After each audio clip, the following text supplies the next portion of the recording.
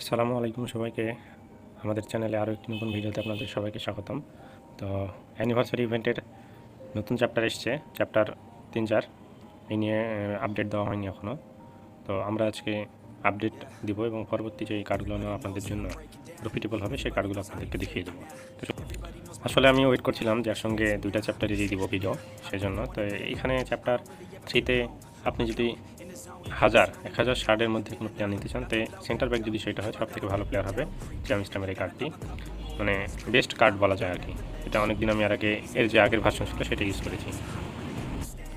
যারা সিএম নিতে চান তাদের লুকা মদ্রিক একটা ভালো অপশন, তবে এটা রিকমেন্ড থাকবে না। আমি বলবো যে আপনারা লুকা মদ্রিককে না নিয়ে গত যেই প্লেয়ার আসছে গত উইকে সেটার ওখান থেকে আপনারা কেডিবিকে নেবেন, এটা আপনাদের জন্য বেশি রিকমেন্ডেড থাকবে।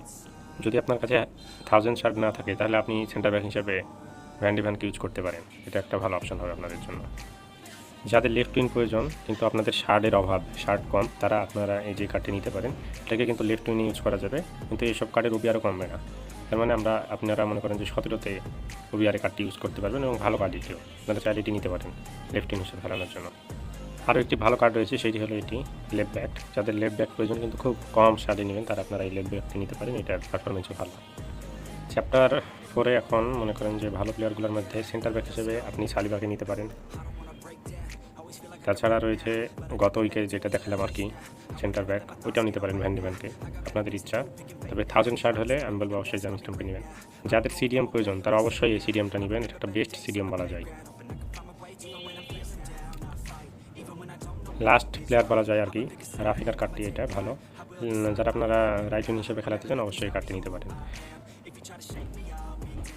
এই ছিল আমাদের আজকের ভিডিও এবং আপডেট। আপনারা আমাদের সঙ্গে সাথেই থাকুন এবং পরবর্তী ভিডিওর জন্য অবশ্যই আপনারা কমেন্টে জানাবেন যে কী ধরনের আপনারা ভিডিও চান, আমরা সেভাবে ভিডিও দেওয়ার চেষ্টা করব। ধন্যবাদ।